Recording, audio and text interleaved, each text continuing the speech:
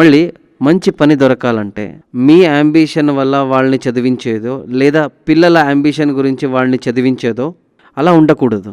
ఎప్పటికీ కర్మస్థానం, ధనస్థానం, యావ స్థానంలో ఉండే గ్రహాలు మనకు ధన భాగ్యం ఇస్తుందో ఆ గ్రహాల ప్రకారంగా బేస్ చేసి అలా చదివితే యూజ్ అవుతుంది.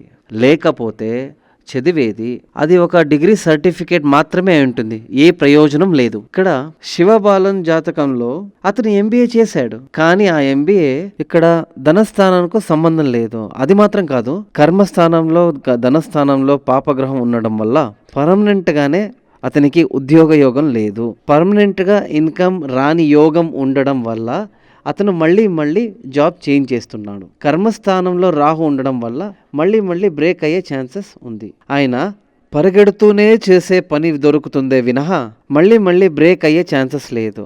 కానీ ఇక్కడ రెండో స్థానం